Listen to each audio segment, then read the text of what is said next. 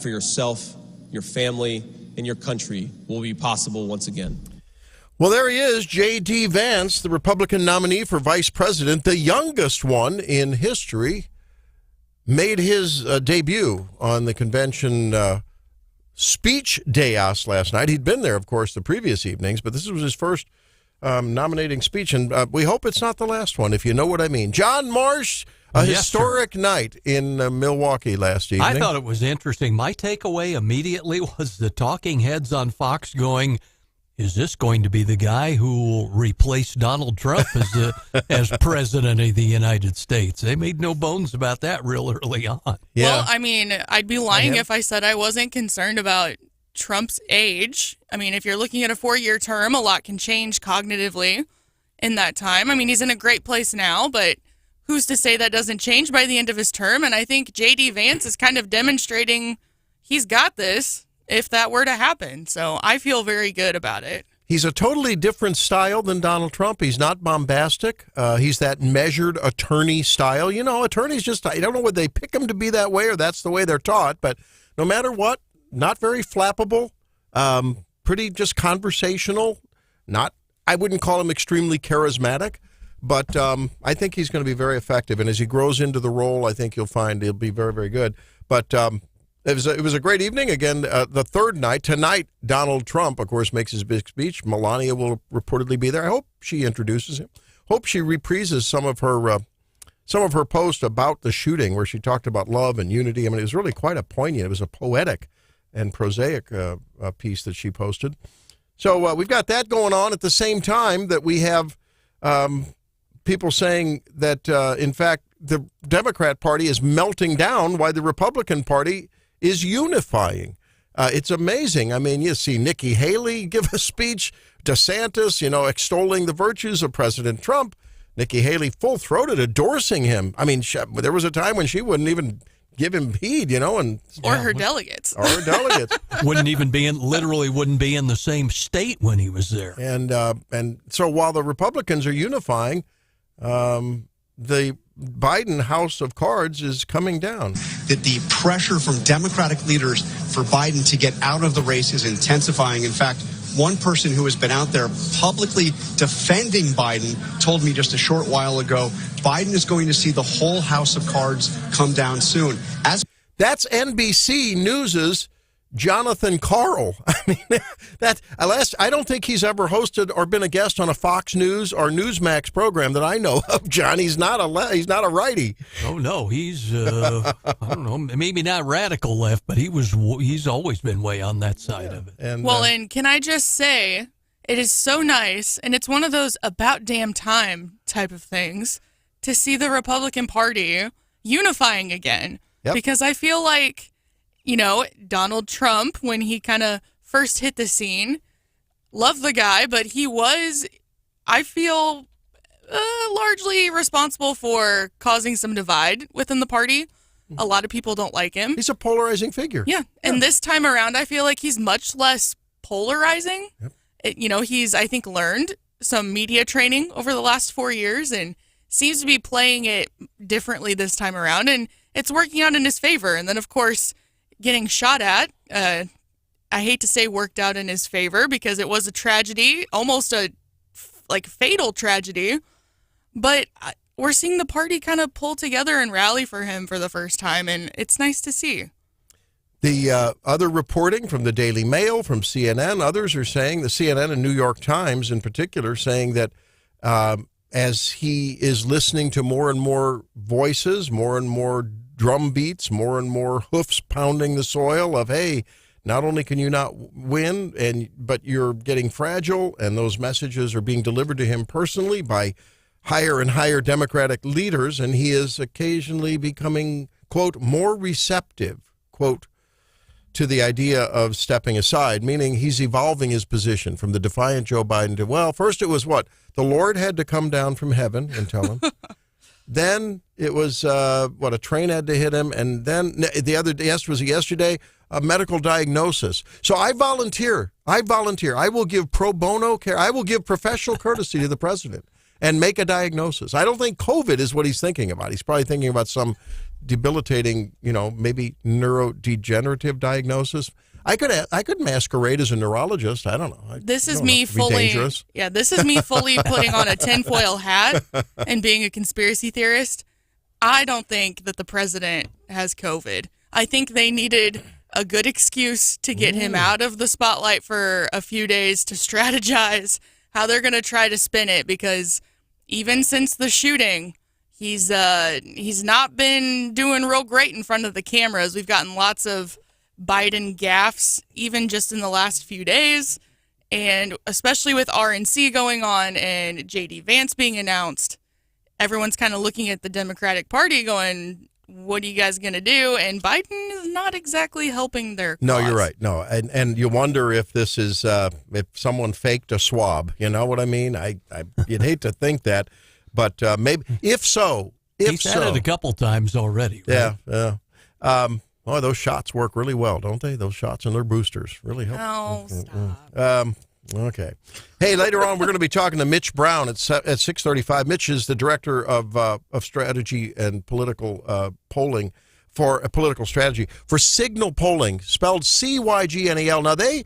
Now, you've not heard a lot about them, but their accuracy is among the highest of all the polling companies. I want to ask him about how we're getting the disparity that, you add the polls. One came out yesterday, 67%, I believe, of Democrats, 77% of independents, and I think only 72% of Republicans, probably not all of us, because we're not sure we'd like to run about anyone against Joe Biden. That's a separate discussion. Say he's unfit. Get him out of there. He shouldn't be campaigning, much less, the president.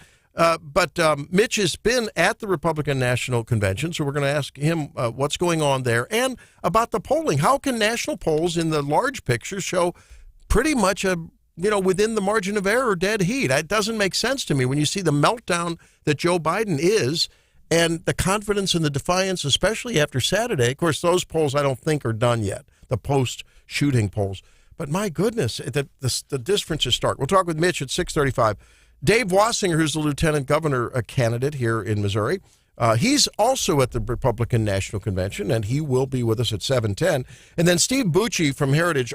Last night was International Policy and Security Night, so Steve is a security and international policy expert, and so we'll be talking with him about what he thought of, those Gold Star families. Man, those were... Oh, boy, that was some powerful stuff. Heart-wrenching stuff, and especially when you contrast that with Joe Biden in the debate saying not one service member died under his watch. I mean, hello. How about the World War II veteran was he like 100 years old? And he said, if Donald Trump was commander-in-chief, I'd go back and re-enlist right now. I know. I know. I think his name was Peckrell. Isn't that right? I believe. That sounds right, yeah. Yeah, and 99 years old, a Wisconsin veteran, said he'd re-enlist if Trump were president. And, while he at times struggled to get through his speech, he wasn't reading the prompter. He's reading the paper. It was fun. He did a better job than Joe Biden's done on many occasions, I'll tell you. And he was certainly more cogent. He was able to. He finished his sentences. He had his train of thought fully in order, just with a little slower pace. He got his fist up in the air a few times. It was great to see. And his granddaughter up in the spotlight, which was kind of cool. Oh, man. So she's 17 years old. Her name is Kai, and she is Donald Trump Jr.'s daughter. They posted a little video behind the scenes getting ready for her speech, and her dad pointed out that this is her first ever speech, and she's making her debut at RNC. So I thought that was really cool, and we have audio of that if we want to. Yeah, play it. Oh, we want to play it here? Okay. Yeah, let's play it. It's really good. We'll play it again. Because it's super good. All right, it's going to sound a little choppy because I had to kind of edit it for time's sake. But it's inspiring. Yes, but here's 17-year-old Kai Trump.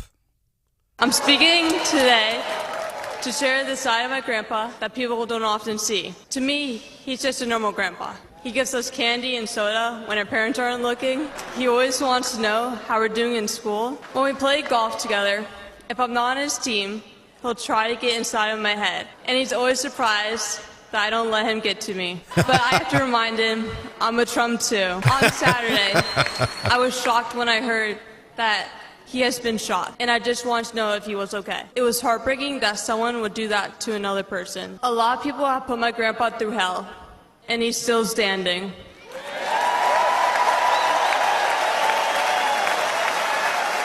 So that was Kai Trump, and boy, she did a great job. She was poised and just cute as a button. I was going to just say a she's great, beautiful. yeah, beautiful young lady, and gosh, 17 years old. Holy cow! But she's got that. And a scratch golfer, apparently. Yeah, really, and I don't let him get to my head.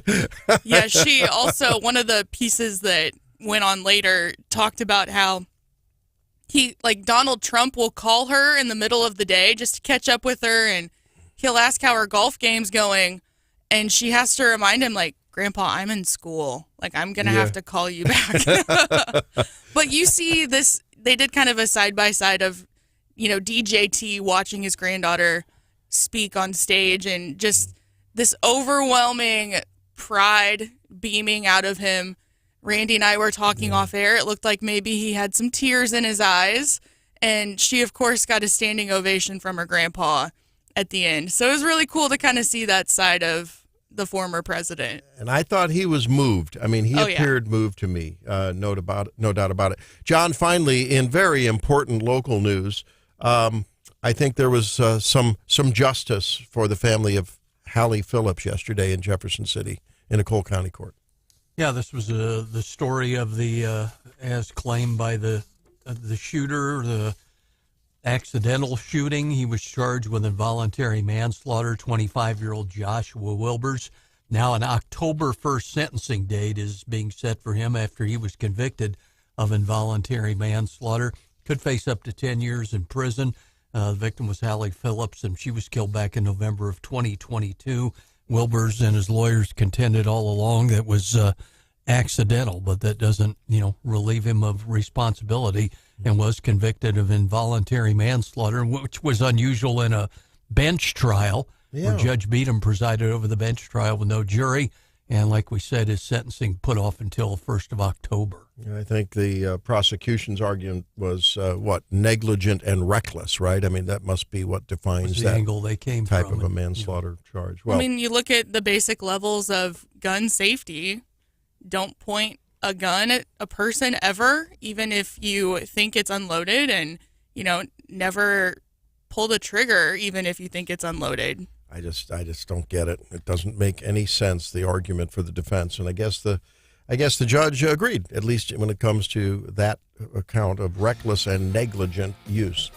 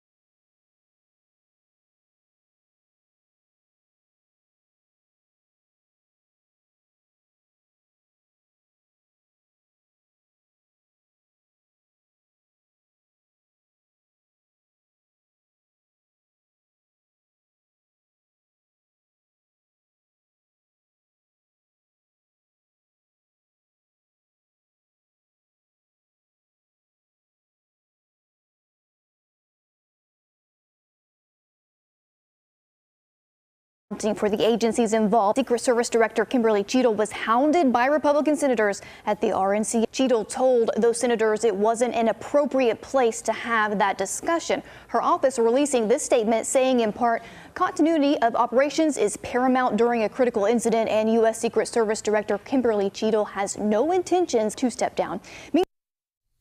Time for the daily D.C. rundown. Here's John.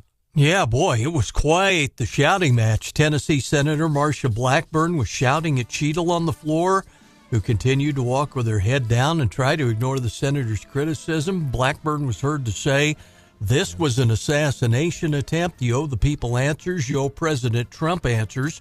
John Barrasso, the number 3 Senate Republican, he was hollering at her at stonewalling. And Cheadle told CNN, believe it or not, that the Secret Service was solely responsible for the implementation and execution of security at the site of the rally, and it now looks like she'll go before the House on Monday. On the other side, former House Speaker Nancy Pelosi has now privately told Joe Biden in a recent conversation that the polling shows the president cannot defeat Donald Trump. Biden could, quote, her words, destroy the Democrats' chances of winning the White House if he continues to seek a second term. The president responded by pushing back, telling Pelosi, well, I've seen the polls and I can win. And one of the sources described Biden as getting very defensive about the polls. So we'll see where that's all headed when you got your old buddy Nancy Pelosi calling for your head. And now Adam Schiff has come out and said, you're done, man. He's time to, I think he used the word pass the torch. That was the phrase that he used. Chuck Schumer has had conversations with him. He apparently got very testy with a Bronze Star recipient when he was speaking to a bunch of Democrats the other day in some kind of I guess it was a Zoom call. Got quite testy and defiant with him, and again mentioned his son having a Bronze Star. Bo.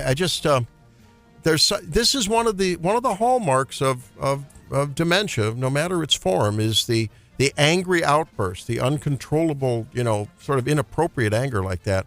And to team that up with Joe Biden's ego. Yeah. After 50 years. It's a bad combo.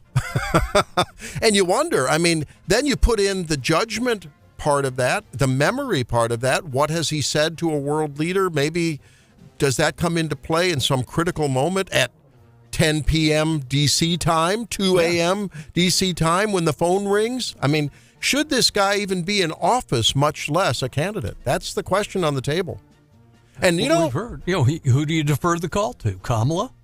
Could it be? I said last week before the shooting, if he was going to step down, this is the week to do it and take the thunder out of the RNC.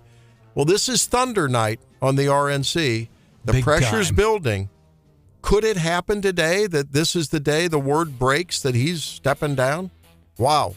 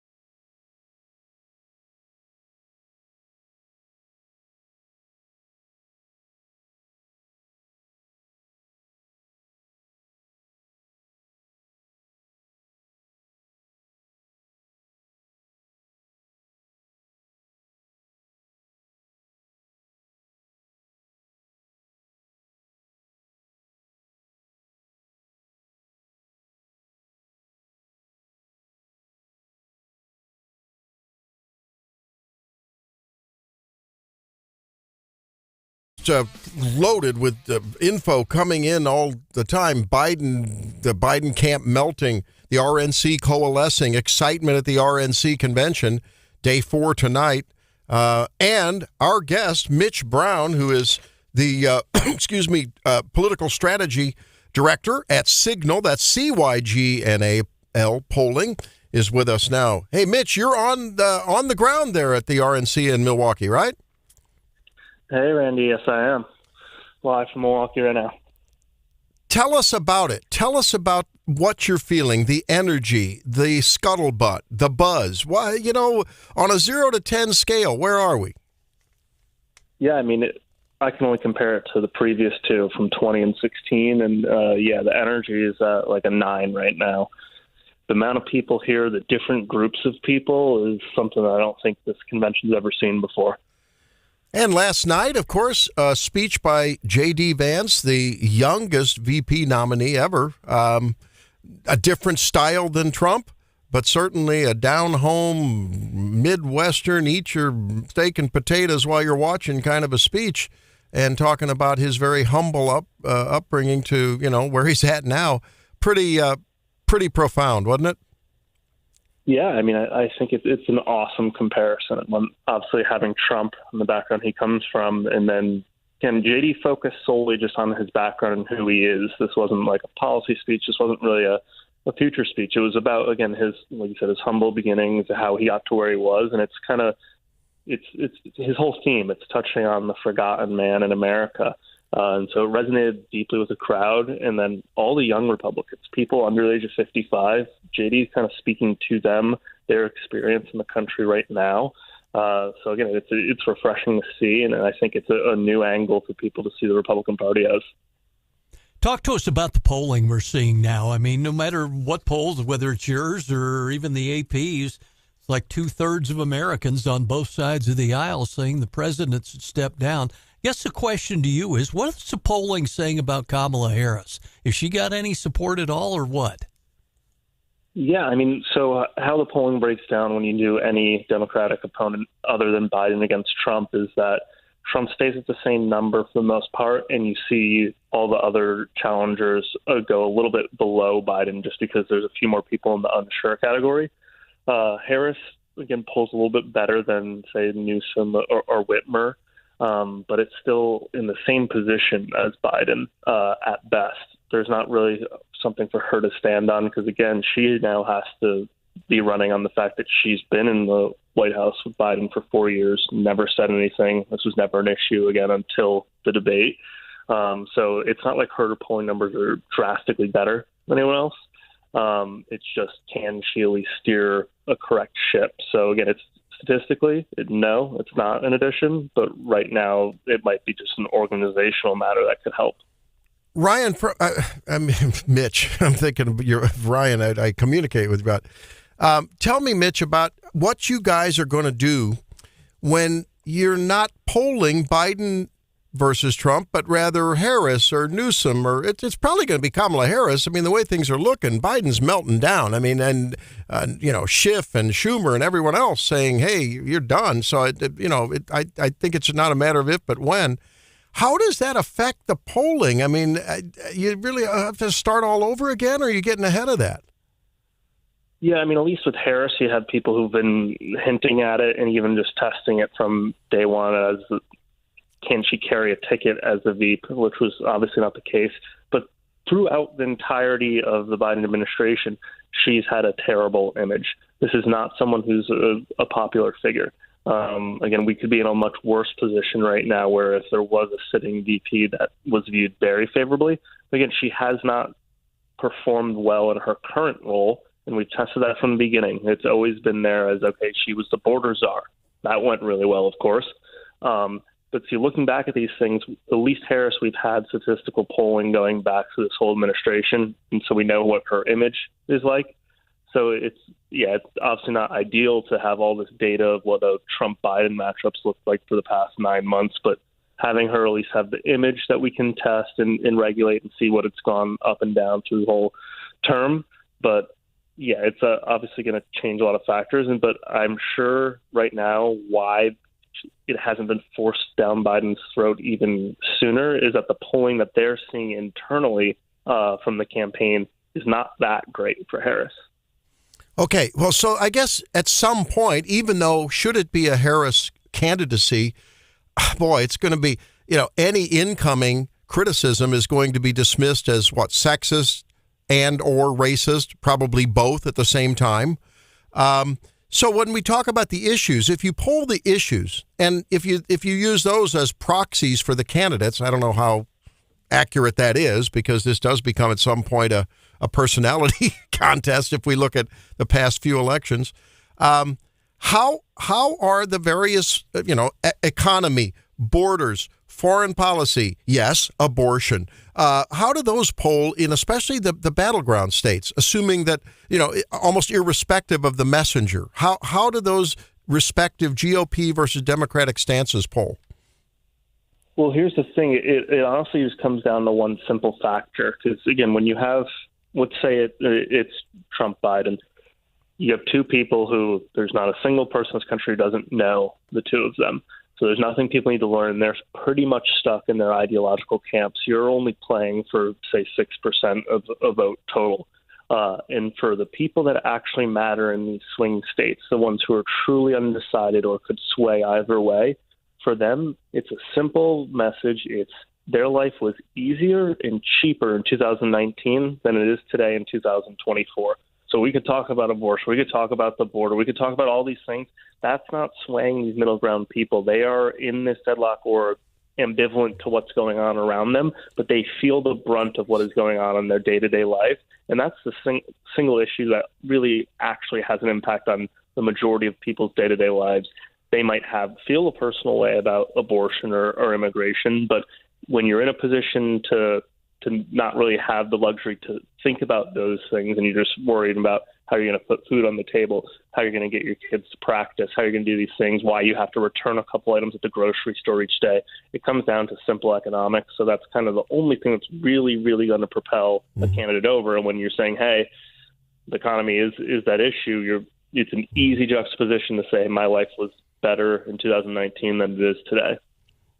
Just after the completion of day 3, the theme was international policy and foreign policy and security. We're joined by Mitch Brown, Army veteran, Director of Political Strategy with Cygnal Polling, and he joins us here on Wake Up Mid-Missouri this morning. Mitch, we saw the president immediately after the performance in the debate hit the stump again the next day, and he told the crowds that, the average Democrats are still with him, even if the big names like Nancy Pelosi we're hearing are out. Boy, the polling doesn't bear that out, does it?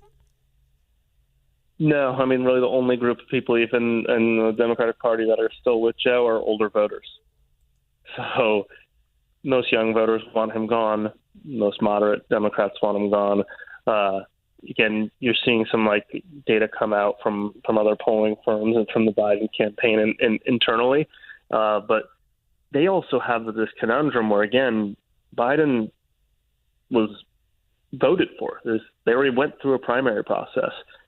Removing him, putting a new president, again, the infrastructure and just the campaign, we're now, again, closing in. We're almost at 100 days out. So, again, there's not much that they can really be doing. And even say you have a third of your voters who don't want this to happen, it's a tough situation to be in. And then obviously it can only really be Harris because of the pot of money. So there's $270 million that's just sitting there that can only go to Harris. If she's on the top of the ticket, it can't be transferred to a different candidate. Mitch, I have to ask you, in the wake of Joe Biden's, he continues to try to throw Hail Marys. It started early on a couple of years ago with the student debt forgiveness and, trading handouts for votes, right? That's what it's about. But was he reading your latest national poll when I believe the number was at 80%, 86% of voters were concerned about housing costs? And here he comes out the other day and tells the group, I think it was the NAACP, that he wants to cap increases in rent, and he said $55, but they later had to correct it to 5%. Was he reading that poll? I didn't realize that. Almost 90% of voters, that's a priority. Yeah, no, I mean, that's a smart reading of tea leaves. At least someone on that team had one piece of good advice recently. But yeah, I mean, that's a very strong message to go out there and say. We're in an interesting time in this country where traditionally, obviously, like if the barrier of entry for purchasing a home is high, it normally means the rental market's a little lower, or there's the inverse. But we're currently at a time where it's incredibly expensive to own a home, and it's incredibly expensive to rent right now. And it's because we've allowed these corporations to come in and these investment funds to buy residential property. Yeah. So it's a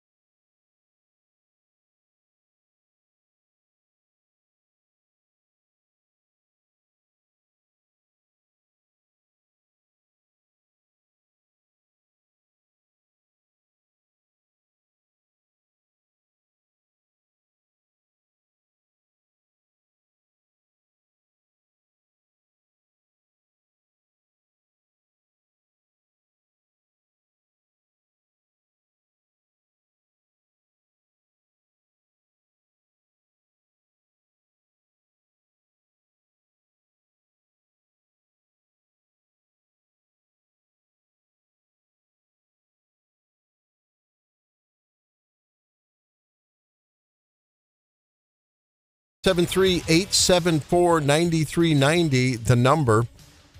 It was a really inspirational evening last night. And again, President Trump joined the crowd. And I think we talked about it yesterday. It's just unprecedented. Stephanie's out today, by the way. You don't see Stephanie over there in all of her beautifulness and beautification that she does often in the morning. I think she's got some other professional duties she's tending to. So we look forward to seeing tomorrow what her take is on things.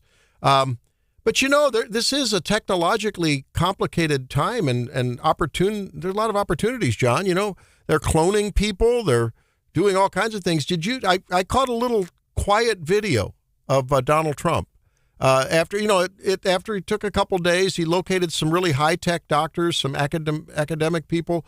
They're working in labs. They're working with the clinical team. And here's what he had to say. You can take my ears, but you cannot take my liberty. They want to cut off my ears like the Taliban, but what they don't know is my ears can grow back like SpongeBob through budding, by the way. Hit me with your best shot, why don't you? Because if that's the best you got, you're a loser. You're such a loser, you missed so bigly. By the way, you had a big opportunity. You could have made my head blow up on TV, but you didn't do that, did you? Now my ear is going to grow back bigger and better. It will have better hearing. I will hear like an owl. That's an impersonator having some fun. It's pretty well done, though. That wasn't Sean Farish. This is another guy. I don't think he's as good as Sean Farish, but it was pretty funny. I've had it for a couple of days. I waited to play it. That's one of those too soon kind of things. Yeah. Did you see the deal that came down the pike? They paraded out the photo of Vance, and over his shoulder was Donald Trump with a completely uninjured ear. Yeah. And they were saying, it was all a put on. It was all this. Well, it turned out that came from some 2022 rally when Vance was running, and it was just a, And Trump endorsed him, and it was looking over his shoulder. Yeah, a little B-roll there, but they zeroed in on it. See, there's no damage to the ear. It's all a put-up job. And it's like, no, that was a couple of years ago. Yeah, it's going to be a tough one to repair back to native appearance because, plastic and cosmetic surgeons, they're so good at repairing things that you can't believe the way they repair. But cartilage doesn't heal that well. So there's issues about just, will it heal together at all without a cleft in it or whatever.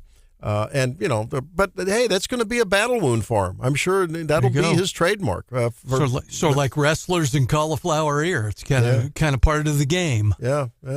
So, the other thing about this is, about the convention, you mentioned it during the Daily DC Rundown, more and more is coming out about the gaffes and the mistakes. And I guess the biggest thing that I'm taking home from the reporting on leading up to that moment when those shots were fired that took out that 50-year-old, I keep thinking about that guy and the video I saw, the very graphic video of his injury, the head, took him out, left 2 children and a wife, and then gravely injured others, which I guess they're recovering. I haven't heard that they've gone back to critical or back to stable conditions, last I heard.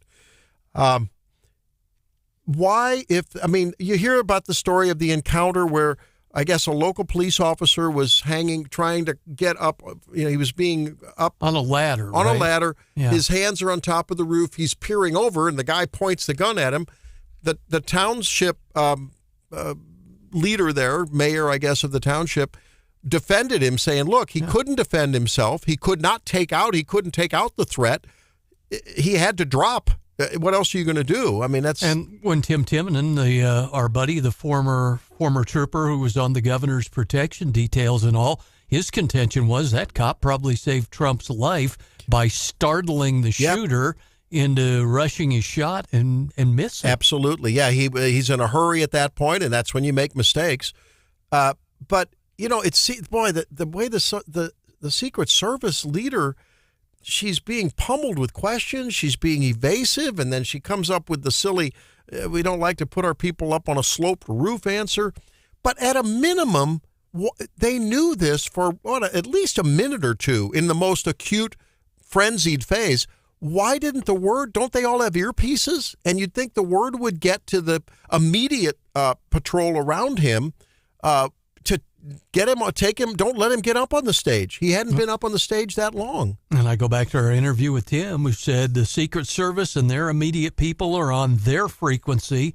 And he says the times he's worked with Secret Service, his agency and the Missouri Highway Patrol was on their own frequency and not directly talking to the Secret Service. This smacks of the lead up to 9/11, right? When agencies didn't have their acts together, And now the radio technology has been upgraded tenfold, 100-fold since 9/11, where it's all interactive and it can be easily shared at the punch of a button. It's crazy. Hey, we want to give away some tickets to the Boone County Fair. We've got a 4-pack. So let's. What caller you want to take? You want to take the?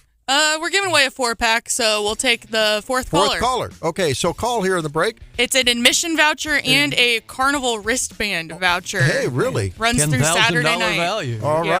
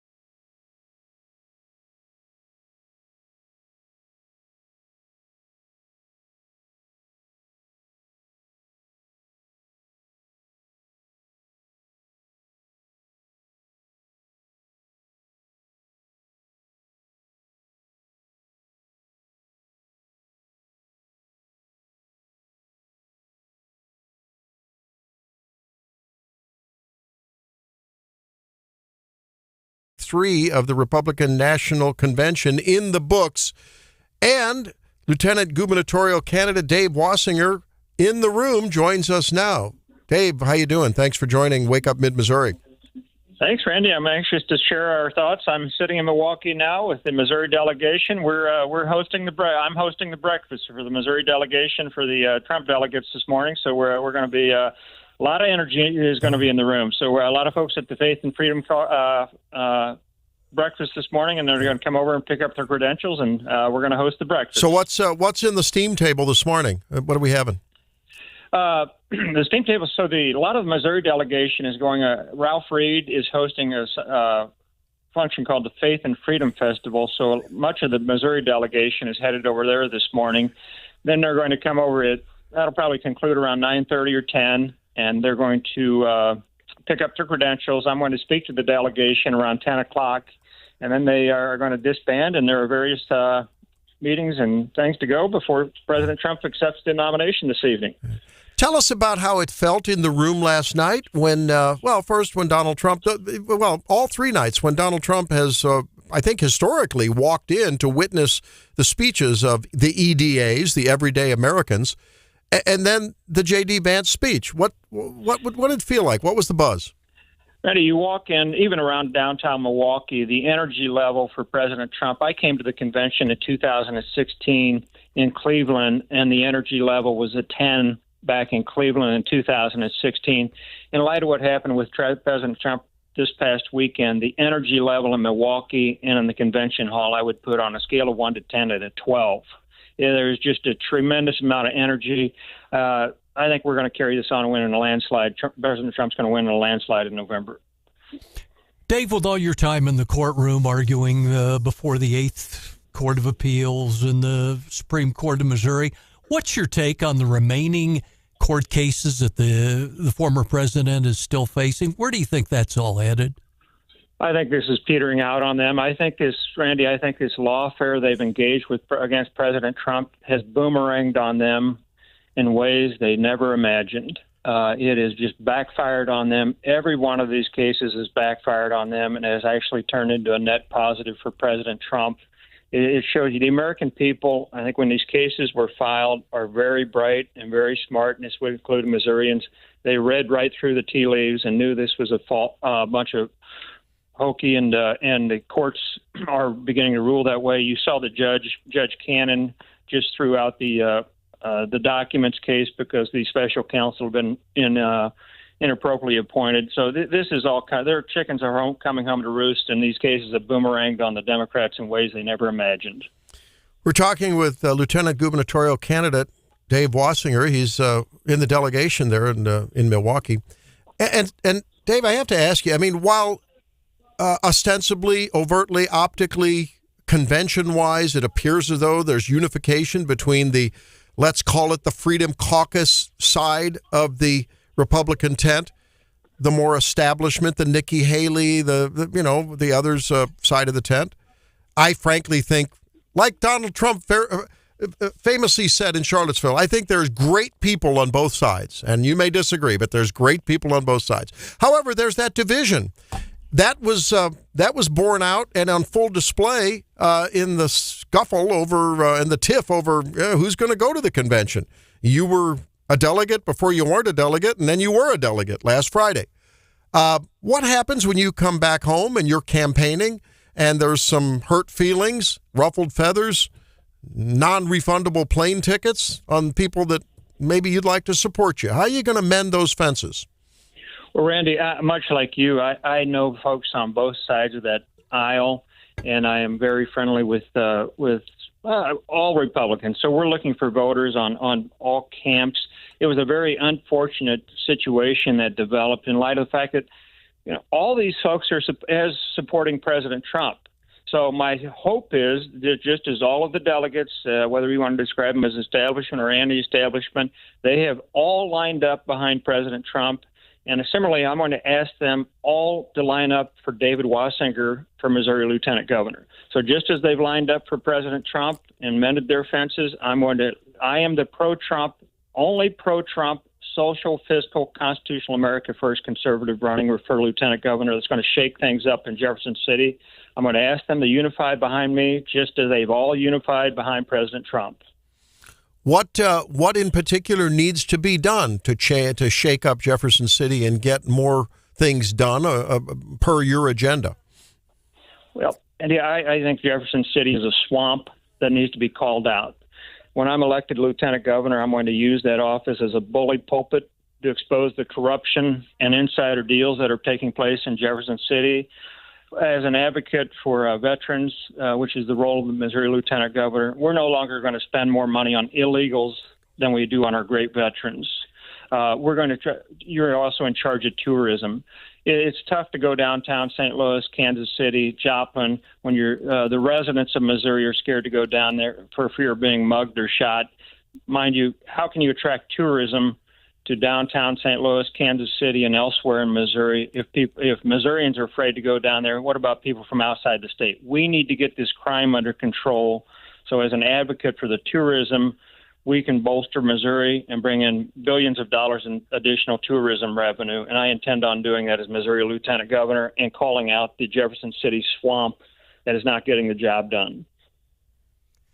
Dave, with your time as a Mizzou curator, and if you're elected lieutenant governor, well, it's not under the direct purview of the lieutenant governor, funding for higher education and all. I'm sure on the campaign trail you probably heard, as being a former curator, from moms and dads who are really questioning the ever-growing cost of tuition at Missouri's higher public institutions of higher learning.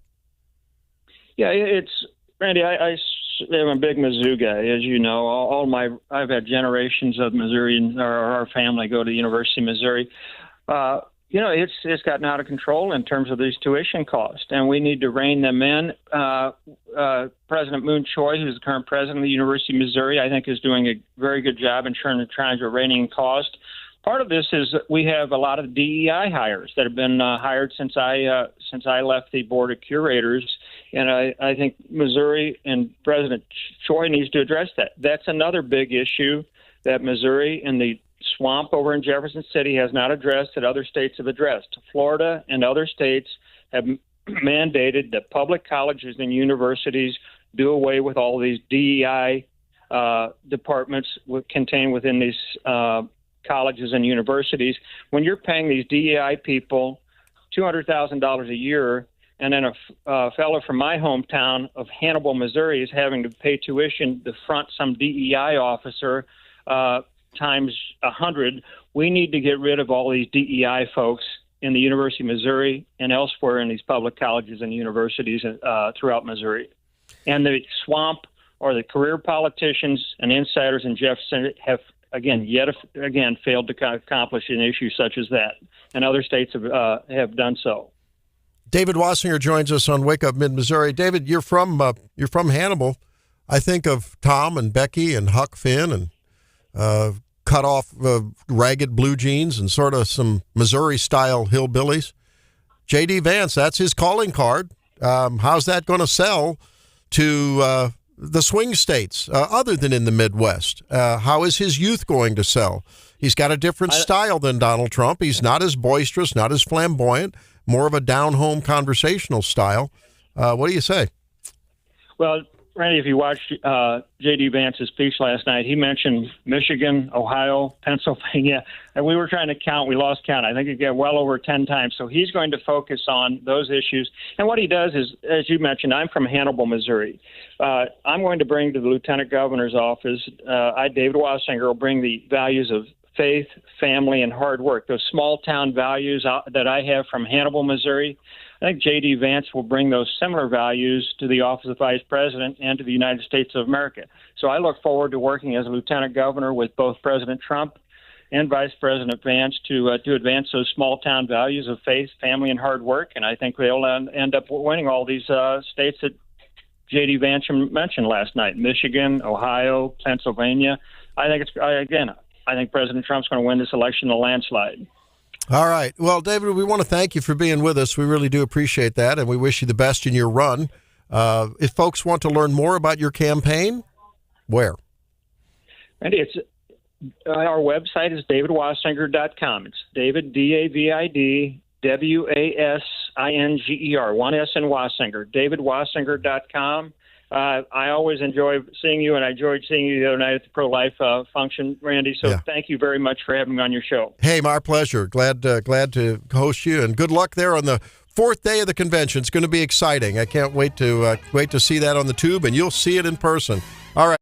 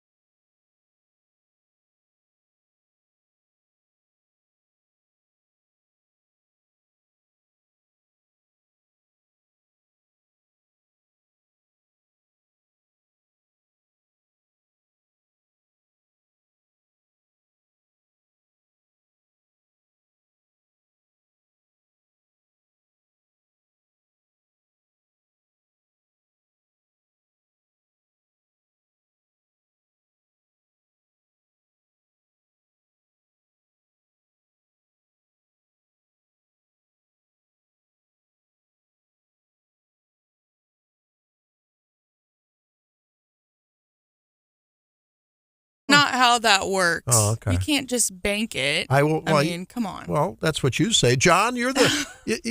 why don't you curate this discussion? What do you say? Boy, I don't know on that one. I think I'd have to defer to Dave Wasinger. Let him. Well, Stephanie will be back tomorrow. We'll have her weigh in on that. She's the counselor. So she'll make a judicial decision on that tomorrow. Speaking of Steph and being on time for What's Hot with Hannah, I've posted a little reel on the Wake Up Mid-Missouri Facebook page when Stephanie was filling in on Tuesday. Casey was here. Yeah, and Casey Burns was here co-hosting. I let the bumper music play out a few extra seconds, so Stephanie intentionally wasn't on time, and she got kind of mad at me. It's kind of funny. Go check it out on the Wake Up Facebook page. It's a funny deal. Yeah. This is What's Hot with Hannah today, an update to a story we covered maybe a month ago, if not more. But the Boone County Historical Society was celebrating their centennial that's coming up. They're turning 100 years old. And they partnered with Book Raiders, which is a jewelry store in Columbia, to do like an old-fashioned treasure hunt. The grand prize added up to about $32,000. Wow. And it included a $10,000 diamond ring and like some coins and other gemstones. And they made it really hard to find. And so you could team up with folks to try to complete the scavenger hunt to find the $32,000 grand prize. Well, we have a team who beat the scavenger hunt. They have named a winner, and this last name might sound familiar to some of our listeners in Columbia, but it was the Peace and Perry families. So our very own Fred and his two boys were a part of the winning team, but they took a group approach to solving all 10 of the riddles that the Boone County Historical Society sent out to all the teams. Over 210 teams competed in this scavenger hunt, and they came out on top. They pulled an all-nighter one night when they started to get close to solving it, and around 4 a.m. is when they cracked the code officially. So pretty cool that they are walking away with 32 grand in gemstones and coins. Man, lunch is on Fred. Wow. Right? They did say so it's a large group of them, and they did say that they didn't discuss how to split the prize before they started looking, because it was kind of one of those, we'll never win. This will just be fun to participate in. So now they have to figure out how to divvy it all up. So maybe stay tuned on that. Wow. $32,000? Worth of goods. Yeah. That's almost as much as a San Francisco flash mob gets when they raid a store. I'm telling you. A flash mob? I'm kidding you. Or the deductible on your managed care. I'm kidding. Boy, that's yeah. Tell me about it. Yeah. Or the sum of the premiums you pay throughout the year, right? Hey, well, that's really cool. That'll be a lot of fun. Hey, a reminder that if you haven't signed up, excuse me, for the Ronald Reagan Ice Cream Social and Pulled Pork Cook-Off, which occurs next Tuesday evening at the American Legion Hall, for the local GOP group, Boone County GOP. Now, today's the last day, right, Hannah? Yeah, today's the deadline to order your ticket for the event. Yes, to sign up. I will be there. So that they can have enough Ben & Jerry's ice cream. I'll bet they'll be serving Ben & Jerry's. No, I'm just kidding. I'm sure they will not be serving Ben & Jerry's ice cream. That's the good stuff. They're the most woke ice cream company in the land. Oh, no. Yeah, they're terrible. If they're serving Ben & Jerry's, I ain't coming. That's right. They serve it up with a hammer and a sickle. Yeah. That's great. Yeah. No spoon needed. No, man. So that'll be, and boy, ice cream. Is this the first time they've had a pulled pork cook-off associated with this? I don't know. That sounds like a meal to me, not just an ice cream social. 5:30, the doors open. 6:30, the program begins. And that's at the American Legion Hall over on Legion Lane there in Columbia. A whole slew of local candidates are going to be there, too. Be great to see. And, it's really good to see that we are having, well, certainly spirited debates online and in the mailers. I'm sure everyone's getting that. But it's great that from time to time we have candidates on and we're able to ask them some of the tough questions. We've asked Bob Onder tough question. We asked Kurt Schaefer tough question yesterday. And we will continue to do that and have a discussion. It'll give you a chance to to press the flesh and ask the tough questions, the pressing questions that you have of candidates at events like this.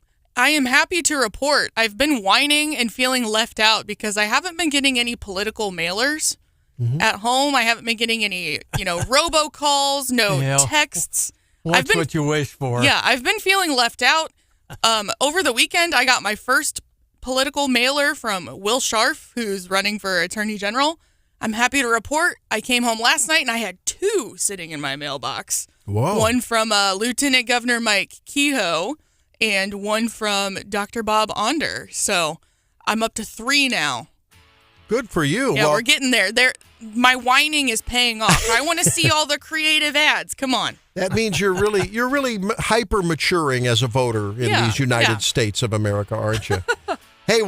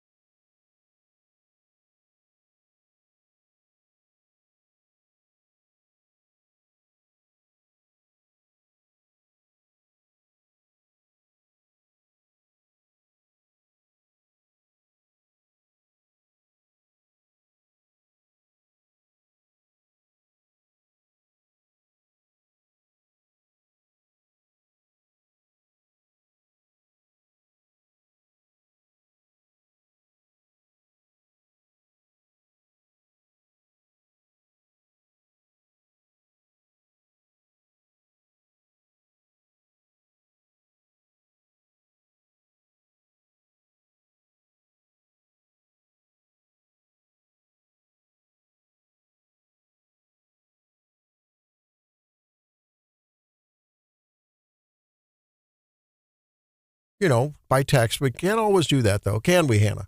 You have to, we try. Right. And if you text us, we do read it. Yeah, we read might them. not We always read be every able one. to, yeah. Let's see here. Okay, so Jim likes to be hypercritical of me. Thanks for that, Jim. I appreciate that. That's good. I like to be criticized so I can get always better. I appreciate that. It centers you. It's centered. Well, yeah, right. Jim, God love you. That's wonderful. Outdoor John says, Donald Trump. Here's what Donald Trump should do. Have his doctors put a red, white, and blue earring in the bullet hole. Oh, that's great. I love it. That's beautiful. That's very good. And Outdoor John sends us a picture of him. If you want to send a picture of yourself so we can put a face with the name, that's always fun, too. Let's see. This is Donald Trump, king of the comb-over, folks. I mean, he's not going to worry too much about his ear. No, I doubt that. He's going to wear it as a badge of honor, whatever.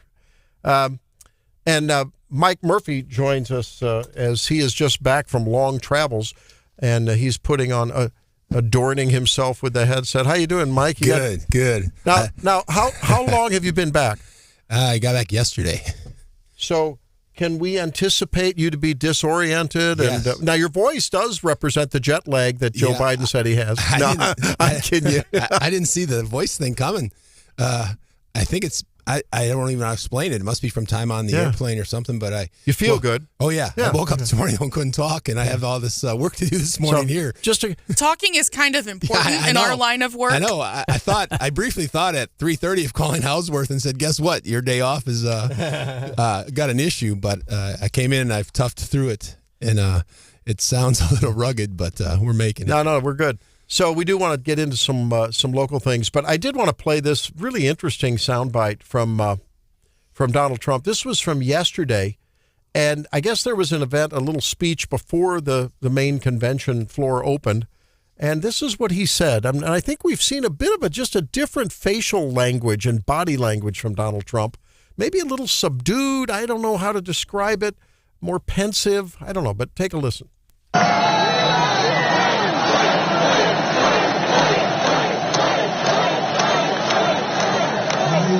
That happened, but I got lucky. God was with me. I tell you.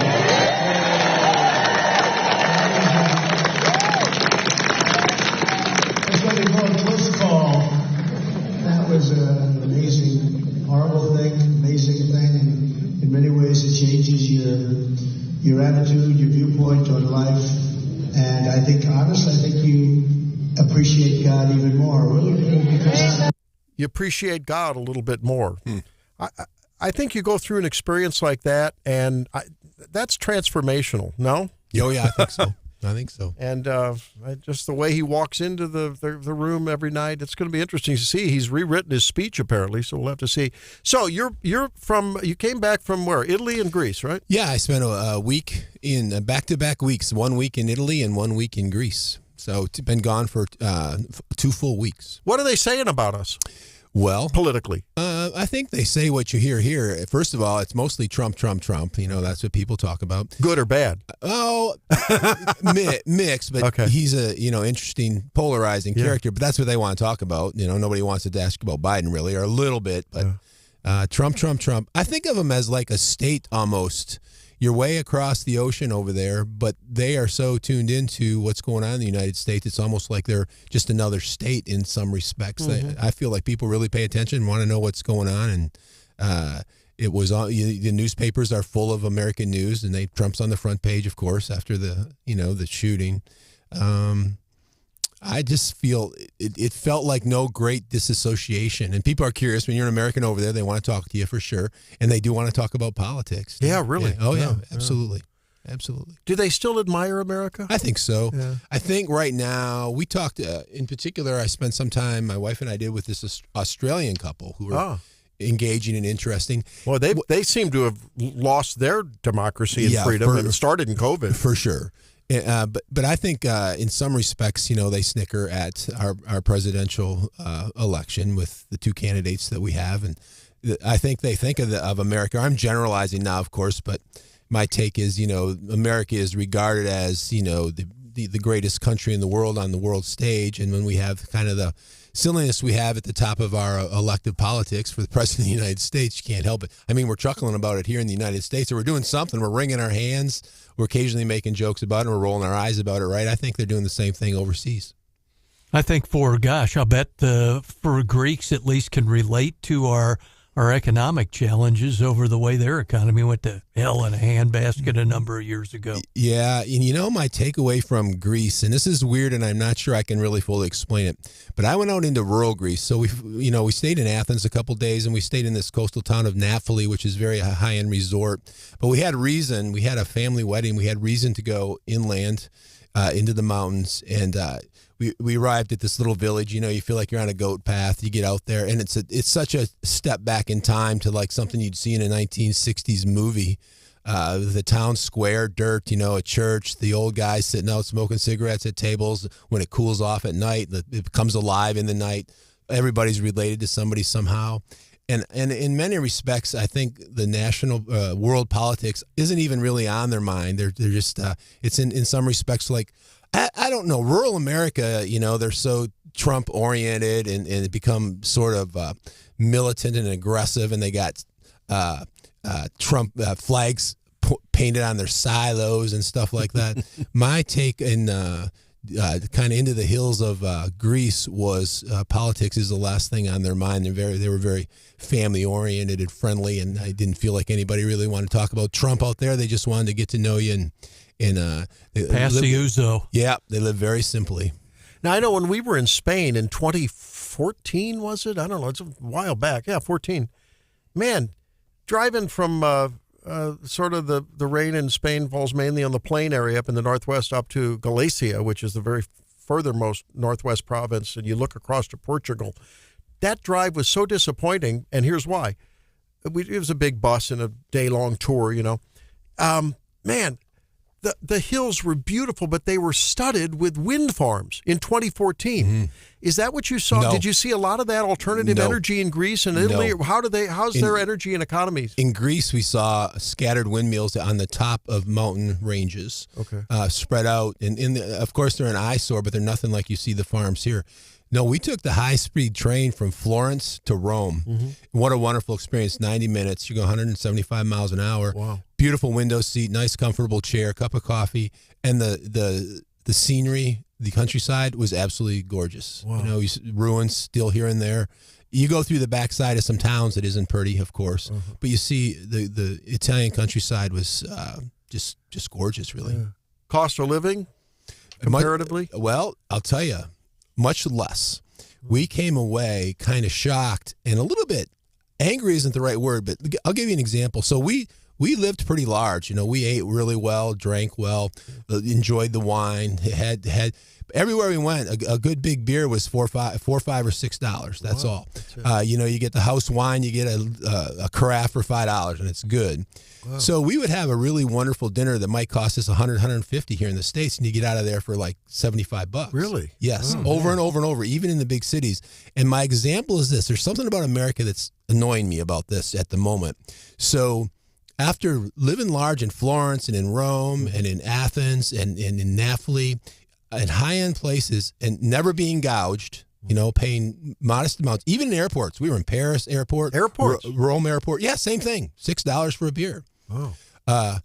We get back to Atlanta last night, and we can't find a place. We go in line, can't get served. We finally sit down, and it's, $15 for a glass of beer. Yeah. So the bottom line is my wife and I have a drink and share a turkey roll-up, and it's $65 to get out of there, which is about what we paid for really fine dinners in all across Italy. And we had that same thing, and I forget which airport it was. Just a month or so ago. It doesn't really matter. They're all the same.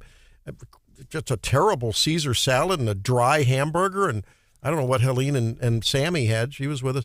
And, later, I walked out for $85, $90, and the little glass of wine, they measure it to the milliliter. It's like, watch out, and I'm like, what's this all about? Is it a regulatory thing? I don't know. We were struck by how we didn't get taken advantage of. Well, number one, the tipping isn't the custom there, and number two, you don't have taxes piled on top of your bill. So if you buy something and it's going to cost $60, when you walk out the door, it's $60. In the U.S. it's 85. So they do income taxes. I do not know, and we were talking about that on the way home. I'm not sure. They do not have much sales tax at all. Wow. We didn't run into it anywhere. I'll be darned. So we spent less than we thought we would, and because we thought in these tourist regions you'd get nailed just like you do in the U.S. for the most part. Yeah. But even in airports, if you go to a venue, an airport, a concert, a ball game, you pay high dollar for almost anything. Yeah. That was not the case there. Yeah, well, it must have been a fun trip. It was a great trip. Yeah. Hey, I don't know if I think we don't have time now because we want to get to John's feature. But if you can join us at 8:35, did you see that? Have you seen some of the reporting? I saw a report in the Missouri Independent about the unions and their griping about what's going on at Mizzou and $15 an hour. It's very interesting. We need to flush that out. That's very interesting because I don't understand in the light of NIL and millions of dollars and the football player students being treated like royalty and coaches making millions. There's people in Columbia will tell you MU's never paid a living wage to its lower end labor. We got to talk about that. Okay. Let's do that when we talk with 8:35 with Mike Murphy. John, what's going on in your world when we come back? Let's flip a coin. Heads or tails, we'll break the tie. Oh, can't wait.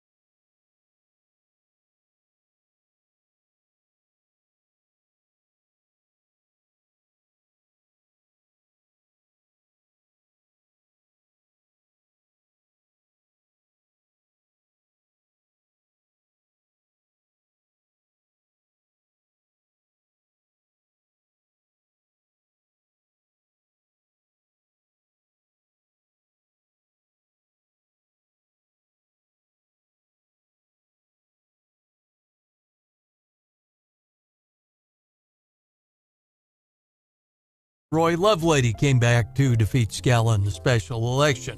Well, the 8th House District in Eugene, Oregon had a primary election just the other day with two contenders, Lisa Fragala and Doyle Canning, receiving the same number of 7 votes each. Both were Democrats, but since there was no Republican, one of them could have claimed the GOP nomination, theoretically. Oregon law requires that a tie be broken by a roll of the dice or a coin toss. So the deputy election guy prepared to flip the coin. Canning said tails, won the toss, but strangely, it turns out she is ineligible under the state's sore loser law because she lost the Democratic primary. She was unable to accept the nomination of any other party, so therefore Fragala will be the only person on the ballot in November unless the Republicans come up with somebody before then. Canning said simply the moral here for any political party is to field the candidate. Now you know the rest of that story. Wait, the sore loser law, is that really what it's called? Sore loser law. And that does... It's Oregon, okay? that should motivate folks to get registered and vote, I guess, registration's done now, huh? No? You still register, it's done, no, isn't it? I think yeah. I don't know on the November election, how would... I think for the August election it is. But yeah, not the deadline is passed for the August primary, but of course you can still register for the November vote. And as I think about, it shouldn't be this way, but it's likely to be a very tight election in November because I do not believe it's going to be Joe Biden. I think it'll be Kamala Harris. I am praying for quite some time. I am praying that doesn't happen today because it's going to absolutely just take the wind out of the sails of the RNC. But if the Democrats are smart and if it's in the cards and if Joe had any sense in his mind and wanted to preserve his dignity and his legacy, he'd do it today. I mean, can you imagine how that would dominate the news cycle? And if he stepped down from the presidency, I don't think any of the major news networks would even broadcast Trump's speech. I'm not sure. Can you imagine how cataclysmic that would be? Who knows? I don't put anything past anybody in modern politics and all. I say the folks in Vegas would probably call it quite the long shot, but not an impossibility. You're right. I don't put anything past them, and I think that's why I think it's plausible. I mean, in a normal universe, that's preposterous. But we don't live in a normal universe. We don't live in a normal America. Institutions, parties, people don't behave as they used to. How predictable is anything? I heard someone on the show before ours this morning, the Morning Report, and was it this morning or yesterday? I don't know. And the guy was talking about, I think it was this morning, the guy was talking about pretty much most folks have come to believe, and this applies, I think, extra rigorously to the political discourse that you may see on social media and now even, I think, on legacy media. I mean, you just can't reflexively act or react to what you see or read or hear anymore. You almost need to check everything out. Of course, unless you hear it on Wake Up Mid-Missouri or on KWOS or 93.9 Eagle, because it's all it's all we've done the fact checking for you. No, but I mean, we've been caught. I've been caught. Well, I would say I think I can count maybe on 3 or 4 fingers the times I remember where, man, I took hook, line, and sinker what I saw on a Twitter feed because it was from a formerly credible source and it turned out to be a fake. I fall for stuff all the time. Around New Year's, I thought that the ball that gets dropped in New York, I thought it blew up. Really? And I was going, why's no one talking about this? How about April 1 when Gary Nolan announced on the air that he was leaving Zimmer to take a job outside of Missouri? Yeah. He even got us. Got us, didn't it? But Too soon. But I mean, we've seen this kind of thing, going back to we know now the Russia hoax. We saw it right before the 2020 election with Hunter's laptop. And, 16% of voters say that had that reporting been true and had that word got out, had it been portrayed as true and not a Russian hoax, the 51 former intelligence agents and so forth, they would have changed their vote. I think Donald Trump would be sitting in the Oval Office. I mean, so you gotta do your research. You have to think. And look, if we say something, challenge us on it. That's fine. We'd like to hear that.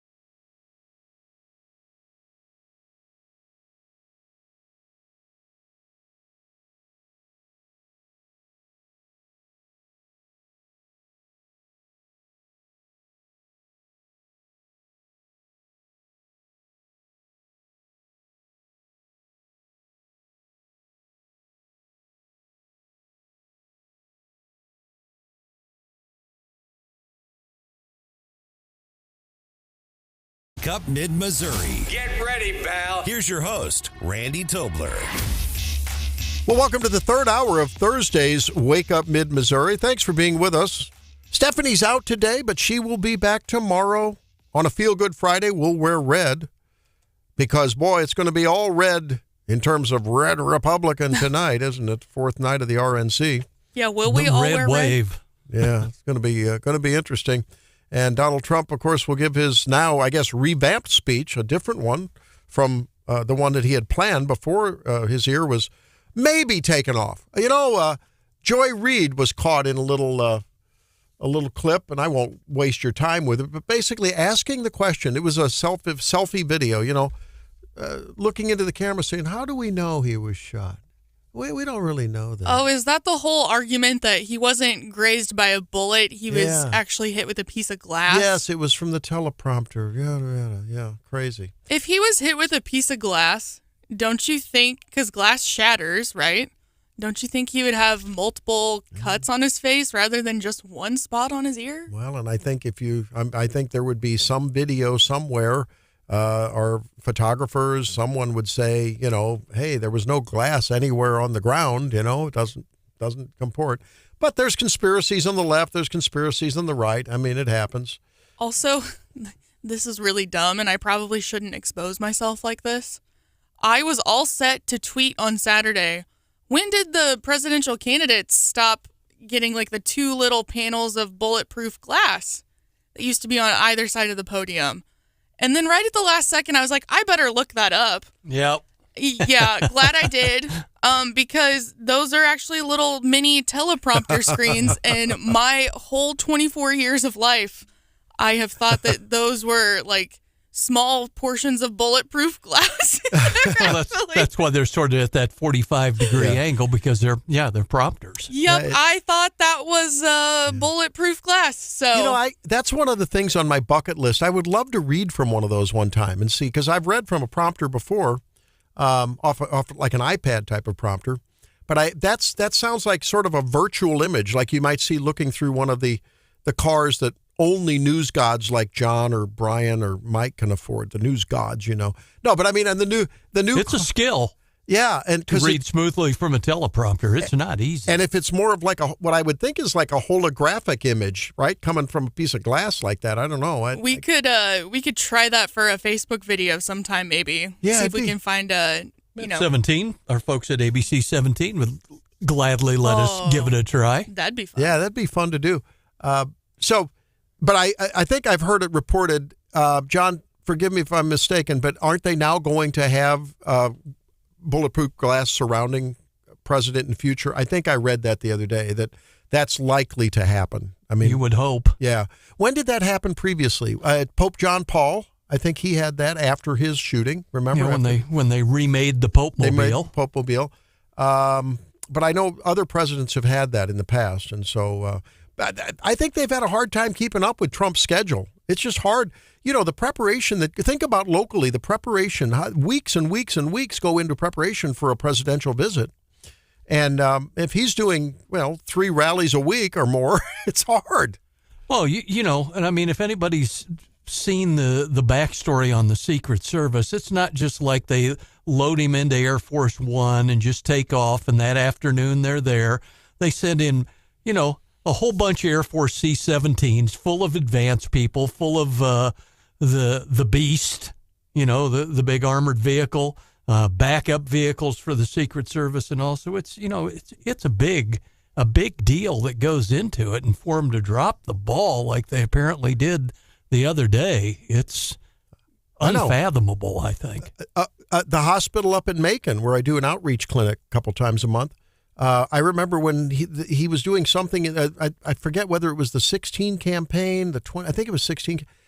And I remember they wanted to make sure all our Social Security numbers were on file. I mean, if you're anywhere in the vicinity, they want to know everything about everyone in the building. They just want to know that.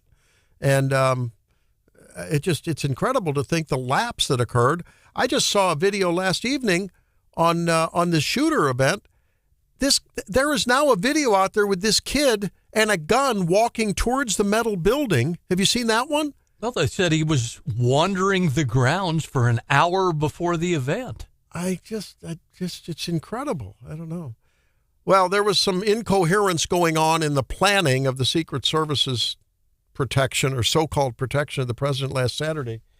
But when it comes to incoherence, I can't help but play this as an interview that Joe Biden did, trying to shore up his standing in the black community when he did an interview the other day with a black journalist. Take a listen. It's about why he got involved in the first place. Look, I got out of school, high school, and my state was segregated by law to its great shame in Delaware. Well, and I got involved in the civil rights movement. No great shakes, just sit-ins and, and things like that. And the end result of this was all the friends I made.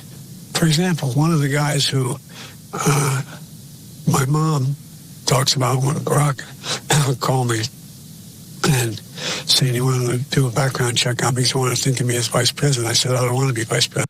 I mean, this goes on for a couple minutes, rambling incoherently, darting from one thought to another. He says, my mom talked to me, one of the guys, and then Barack called me. And it's just all over the map. He claims he was involved in the civil rights movement, which is a lie. Well, he was with Abraham Lincoln. Participated in sit-ins, apparently a lie. Got arrested for being on the porch with a black family. Remember, didn't he claim that he was somehow arrested protesting for Nelson Mandela or something? I don't know. I just think the sky, the walls are falling in around Joe Biden. It's hard to watch, and he's getting increasing calls. We're keeping this is really now a death watch on Joe Biden's political existence, right? Adam Schiff calling accurate. out. Apparently reported behind closed doors, although not publicly, Chuck Schumer. More and more Democrats coming out. The latest poll saying that 73% of Americans all told, 77% of independents, a little smaller percentage of Republicans, and about 2/3 of Democrats saying he's done. He's too cooked. It's over.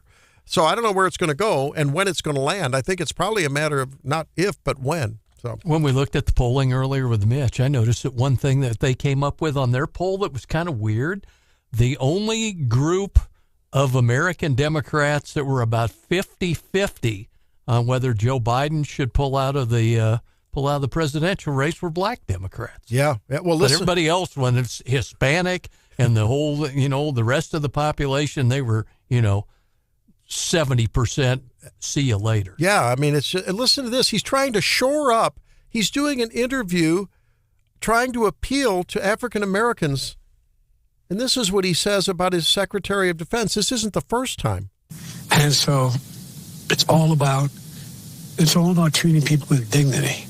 And it's about making sure that, for example, look at the heat I'm getting because I named the Secretary of Defense, a black man. I named Ketanji Brown. Because of the people I've named. The black man. He doesn't even know Secretary Lloyd Austin's name. He named Ketanji Brown Jackson.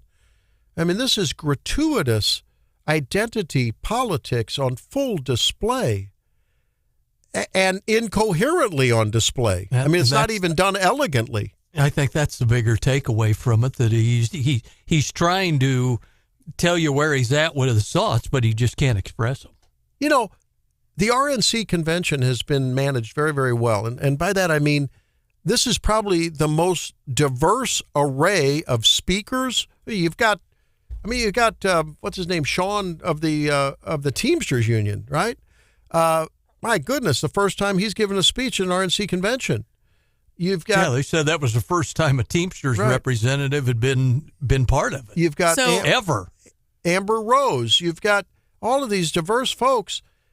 And without pandering to them, J.D. Vance comes on and talks about Americans, all Americans. The RNC is, I think, fully and accurately and authentically portraying the GOP as truly a post-racial group of people. How ironic that should Kamala Harris be the candidate, any criticism, as it was against Barack Obama, any criticism will be both racist and sexist at the same time. Right? by a group of people that are past that. We're past that. All you liberals and you progressives out there, we're past that. So we're not going to stand for it anymore. The minute you try to play the race card, we're going to call you out on it. And we're going to be aggressive and vociferous about it. It's not going to work this time because you're looking small and petty and 1960-ish. It's over for you with that argument. It's over. What's coming up? Local notes, John. You wanted to get notes out about some upcoming event coming up on Sunday? Hey, yeah, our buddies at St. Stanislaus Parish in Wardsville have their big parish picnic. It is that time of the year, so they're doing the fried chicken and the roast beef dinners and all out there all day long, so that'll be a fun one to go to. So you can do the picnic in Wardsville, and then 2 days later you can go to the GOP ice cream social, right? You should be hungry by then. By the time that's worn off from Sunday, it'll be good. And another local news story that we reported on earlier, but we want to remind everyone and report again, that bench trial in the manslaughter case of Joshua Wilbers, who killed his girlfriend, Hallie Phillips, in 2022, that ended up in a guilty verdict, right, John? And so yes, it did. Judge sentencing when? Sentencing will be 1 October, and the way it reads, the statute on involuntary manslaughter, the young man could face up to 10 years behind bars. Wow.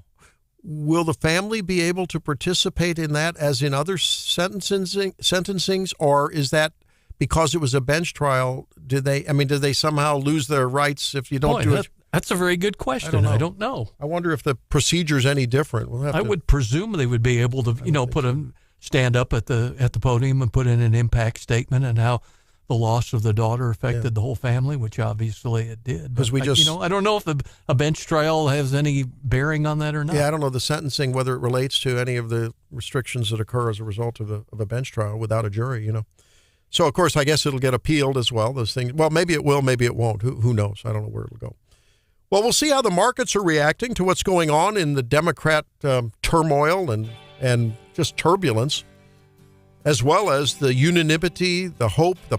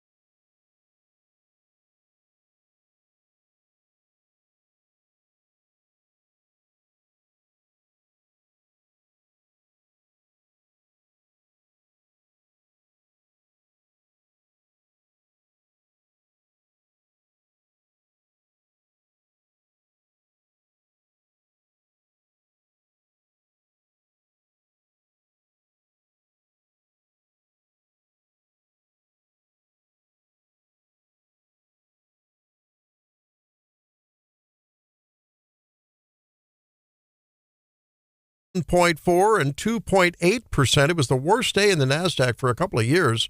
It was crazy, wasn't it? Especially after what happened on Tuesday with all the big numbers. I know we're seeing this. We're seeing, and more, it seems like where the Dow Jones goes, the S&P and the NASDAQ go in the opposite direction. Dow Jones was up almost, a little over 0.5%. S&P down 1.4%. Dow Jones is now well above that 40,000, threshold that it had been bumping up against for a while.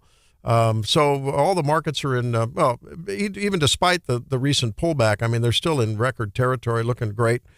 Now, this morning, however, it appears as though all of them are not looking so good. The futures are looking like the Dow is down. Whoop, the S&P just popped up about 1/3%, and the NASDAQ up. So exactly a reverse of yesterday if the futures hold forth and hold true. Oil prices hovering above $80 at $83, a little shy of $83 a barrel. Boy, You got to give the day traders fits, doesn't it? Oh, it's got to drive them crazy. But, you think about it, as the energy goes, the economy tends to go. And if what Donald Trump and J.D. Vance are talking about in terms of returning American oil and energy and gas production to American soil, and of course they talk about records under Joe Biden. But if that comes back to fruition, if in fact our dependence on foreign sources is lessened, I think that, man, you could see this economy soar and all these indices could go up and up and up. Hey, guess what? You Ford truck lovers, if you don't want an electric Ford truck, you might be in good stead. Ford is planning to spend $3 billion to expand a large truck production to a plant previously used for EVs. So they're converting from EV to good old gas-powered trucks.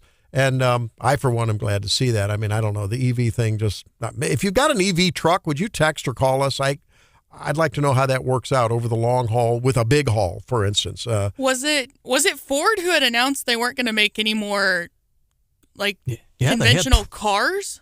They had problems with their F-150 Lightnings, I think, initially. They did. They said they were not performing as planned. A lot of these manufacturers are realizing the market just doesn't want it. I don't care what Joe Biden and the progressives want, because it's just not ready for prime time. Well, and there's not a lot of body shops who are equipped to work on these cars either yet.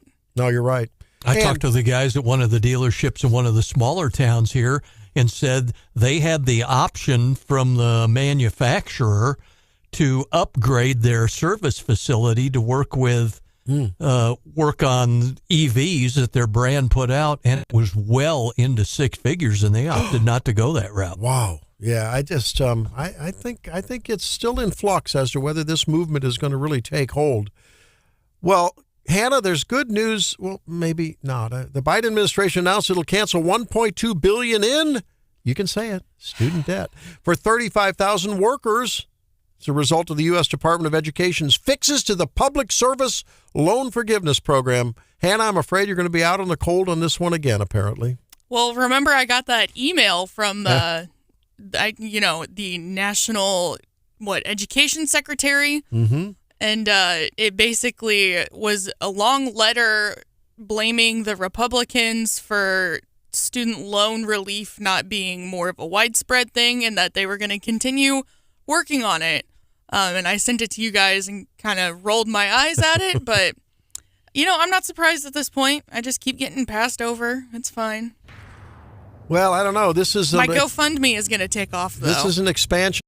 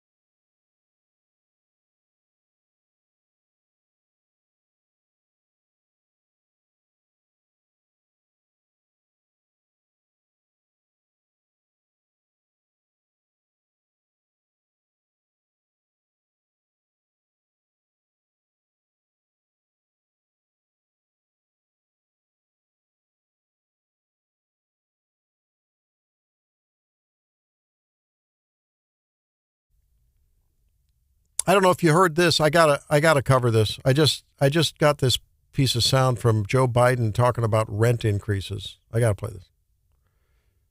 Did it? Here we go.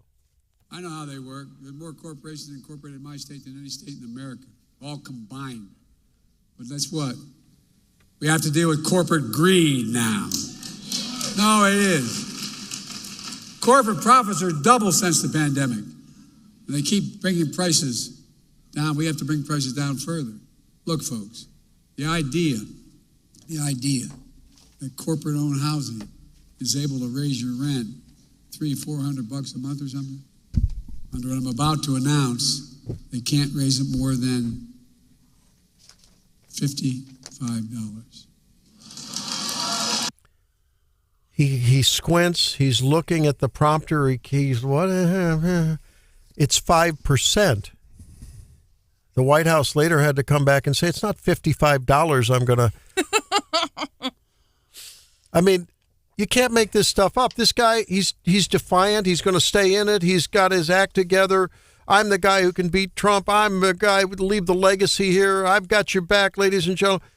$55. No, it's 5%. And what are we back in the Jimmy Carter, price control days? What's going on here? I don't know. I don't believe they keep putting him out there. It seems almost, I don't know. Cruel. It's cruel. Yeah. I mean, it's crazy. Yeah. Well, Mike Murphy joins us. Of course, he's publisher of Como Buzz and Columbia Buzz radio program here on Sunday mornings with Al German. So I saw this story. Listen to your workers, for God's sake. University of Missouri Union rallies as contract nears its end. This is reported in the Tribune. I misattributed it earlier to the Independent. My bad. Well, there was one in the Independent. Was there one in the Independent? Actually, I read the Independent one. I actually didn't realize. I check the Tribune every couple of days. I'm surprised that that's in the Tribune. Yeah, so here's a Tribune report on it. The Independent did report on it. Both reported. So, okay, the Labor's International Union, Local 955, represents custodial, maintenance, construction services, and food service workers at MU. That's system-wide? Or that's just Columbia? No. LIUNA it's part of a much larger national organization. Yeah. But they represent workers at MU and at the City of Columbia. So they represent laborers in the area. In both places. Yeah, and they've grown in strength. They're organized. I've been on and off working on a story that I've wanted to write for months about the rise of organized labor in Columbia, and I'm not really sure why. I've talked to lots of people about it. I think it's just a bit of a trend. They've organized, not these folks exactly, but they've organized the cannabis dispensaries in throughout Missouri, actually, but here in Columbia. So, no, this Andrew Hutchinson, who's quoted in the story, I'm pretty familiar with him. Talked to him lots of times, and he's effective. They're professional. They know what they're doing. They make things happen, and I think right now they're probably about to be a pretty big headache for MU. Well, in the Independent story, I mean, they were quoting some of the folks are still making $15 an hour. Oh, absolutely, yeah. Which these days, maybe if you're flipping burgers, that's the $15 these days, but not for people working in construction, maintenance at a facility these days with all the HVAC and the stuff. That's high technical work. Well, there's always been. I've been aware of this conversation for a long time in Columbia about MU pays poorly at the low end of its wage scale. There's people who have it's almost created a political element in and of itself. I've had it explained to me multiple times, but MU is fairly well known for not paying very well to their laborers. And what you're seeing right here is just organized labor rallying and getting ready for the upcoming negotiations. And that contract ends August 31st. I mean, so it's going to be a tumultuous 6 weeks here, right? Yeah, and they've had these before. What comes to mind is about a year ago, MU debated about or announced they were going to contract out a lot of this work, a lot of like groundskeeping work and stuff like that. The union rose up, made quite a commotion of it, made a political event out of it, and MU backed down. So, I know, Mike, it was interesting that we've watched this over the years, and I know from a lot of the rank and file folks, folks on this side of it who'd been at Mizzou for a long time said the administration there was chipping away at their retirement benefits that they'd been promised. Yeah, I think MU is always doing that. There's people quoted in these stories saying as much. Yeah, MU is not what you would call, and I don't mean this as a criticism, like I would be taking a position on this, because I'm really not. But observing what's going on, MU is aggressive about managing what it pays its people. They are not what you would consider to be, and not that I'm suggesting they should be, but they are not a benevolent type employee. Well, people are talking, like you said, John, about chipping away at benefits. One worker said, I was promised if I stayed with them long enough, I was promised a pension, I was promised insurance, I was promised vacation, sick leave, personal days, promised a standard raise across the board when I first started. Then we got merit raise system, which is no more than a popularity contest. Well, I don't know. Yeah. That's one worker's complaint. That's a criticism of it. I think a big thing that's going on right now, or a sort of a flashpoint, is they're changing the parking situation. Yeah. And the university is spinning it as that they're actually lowering it or giving the opportunity to pay less. $5 a month for parking, a decrease of at least $16.50 a month. But it's way far away from campus, so you have to ride a shuttle, and the shuttle's not necessarily either reliable or efficient or by any means convenient, I guess. Well, so folks in the general public hear that say, I have a job with the state entity, the university, and I have to take money out of my paycheck in order to park? Yeah. It's hard parking around MU. There's no question about it. I, as a student, my freshman year at Mizzou, my parking permit, I would park at the Hearn Center, Mizzou Arena, like that giant parking lot that they have between the two buildings. And it really stunk around game days for both basketball and football, because you have to have your car removed from that parking lot, X number of hours before the home games, or else they tow you. And because parking is so limited on Mizzou's campus, it's like, well, where the hell am I supposed to put my car? Right? So it was frustrating that you're paying for a spot only to have to move it, for a night every other week or whatever it is during those seasons. It was not super fun. And also, if you get to your parking spot after the shuttles have stopped running for the night, you're kind of SOL. I know one time it was 1.25 miles from that parking lot to my dorm room. And I Ubered one time. Whoa. Just because it was super late, and you walk by all those parking garages, and I didn't... That's not good. Yeah, and then, of course, the Uber driver lectured me about how unsafe it was to Uber by myself that late at night. So it was kind of a coin flip of which one felt safest, but it was a long journey. And in the in a large context, and again, I've been very overt about my concern over Americans' unbelievable willingness to spend gobs of discretionary money on sports. And I love watching the Mizzou Tigers. I love, I'm not a basketball aficionado, but it's great when I see them play. The girls volleyball team, the baseball. When you look at the discussions around the outlandish money that now football players and baseball players can get, I don't know how fundamental. I ask the question, how fundamental is that to the maintenance of the infrastructure for people's education for their futures? Tens of thousands of people. You know what I mean? Mm-hmm. And it looks bad. Optically, it looks bad when you got all that money floating around in the sports realm. And ostensibly, you could make an argument that you're not paying your core workers, a living wage. I'm thinking the market should take over a little bit of this here. The city of Columbia is dramatically raising its and it has 1,500 employees. It's dwarfed by MU, of course, but you see wage escalation everywhere, and the city of Columbia has jumped in with feet first, and they've gone from wanting to be mid-market with their employees to lead the market with their employees.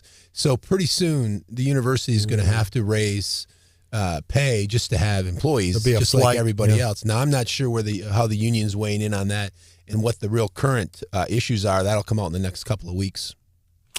Well, I can't. I'm going to pivot to a national thing. I can't get over how I don't know. I thought it was just exhilarating for me to see Peter Navarro, fresh out of 4 months in a Miami prison, show up because he was in contempt of a subpoena by Congress, right? Merrick Garland won't release tapes of her interview.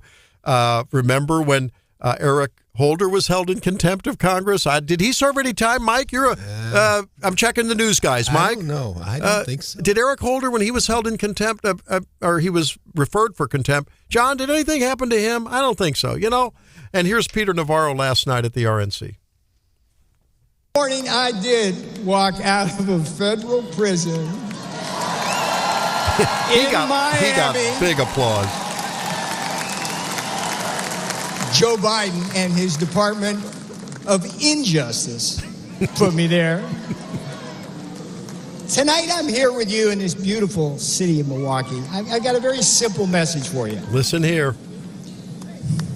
If they can come for me, and if they can come for Donald Trump, be careful, they will come for you. And it makes me think of the highly armed FBI arrest of J6ers who wandered into the buildings. I'm not talking about the people that breached the walls of the Capitol, that broke down doors, but the grandmas, the grandpas that wandered in. I'm thinking of the grandma who's going to serve jail time because she peacefully protested an abortion clinic. That that message is resonating, Mike. This is the most populist GOP I've ever seen. Oh, yeah, I think you're right. And now I think I heard you talking just a minute ago. I think Trump is almost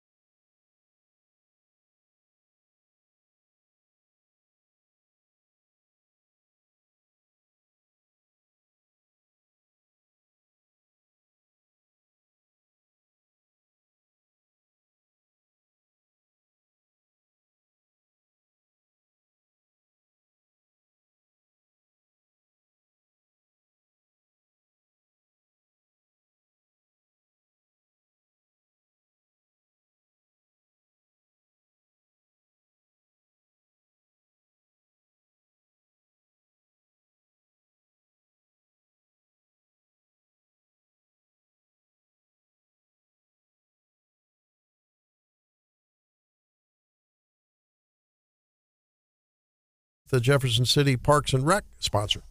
They've always got it going on at Jefferson City Parks and Recreation. Phil and Ashley back with us. Hi, guys. Good morning. Hi there. Well, what's on the agenda? It's about bike ride time, isn't it? It is. This is the weekend of our annual Moonlight Bike Ride. We call it the Tour to Jeff City. It starts at 2 a.m. Sunday morning, July 21st, and we will be leaving from the parking lot of Hy-Vee, taking a loop around the city, and ending back at Hy-Vee.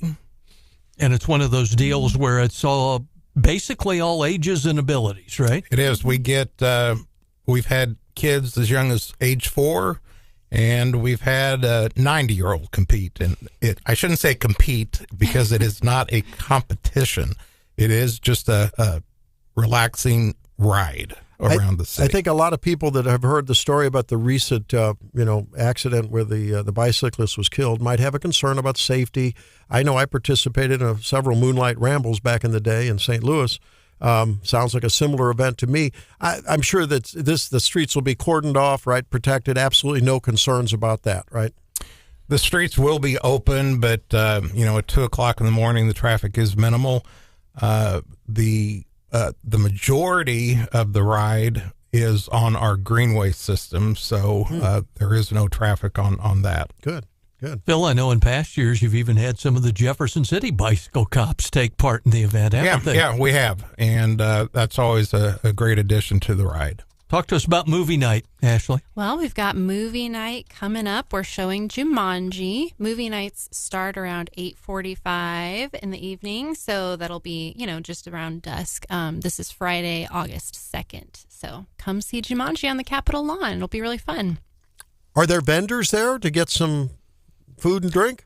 No vendors, but we do have a really wonderful sponsor in Healthy Blue. Families usually bring, lawn chairs, blankets, bring snacks if you'd like. It's a really family-friendly atmosphere and just a nice time on the Capitol lawn. Talk to us about Hot Dippity Dog. That's a fun event you guys do. It is. Hot Dippity Dog is scheduled for Sunday, August 11th, and that is the last day of the Memorial Park Family Aquatic Center. And what we do is we close the pool at 5 o'clock and then reopen it at 6 and allow dogs to come in and swim for an hour. So it's $5 per dog, and we usually get 150 to 200 dogs out there for that event. What's that smell? Afterwards, it's kind of rank. I'd say the parks employees earn their money when they have to go clean the drains after that event, don't they? Some people call it the swamp down there in Jeff City anyway, so you never know. There you go. There you go. Hey, what's on tap at the recently renamed amphitheater? Yeah, we've got a lot of great shows coming up. So Friday the 26th, we've got Marty Stewart. On August 8th, Blues Traveler will come through town. Friday, October 4th, we've got the Taylor Shines Laser Spectacular. That's a Taylor Swift DJ show, and tickets are going really fast for that show. On Saturday, October 5th, the next day, we've got Killer Queen, which is an amazing Queen tribute band. And then wrapping up so far on October 19th, we have Everclear coming through town. So... Well, big names. Yeah, we do. Some exciting shows out at the amphitheater. It's a really great venue. It's been, when weather cooperates, really pleasant out there. So come on out, see a show. And Catch Me If You Can.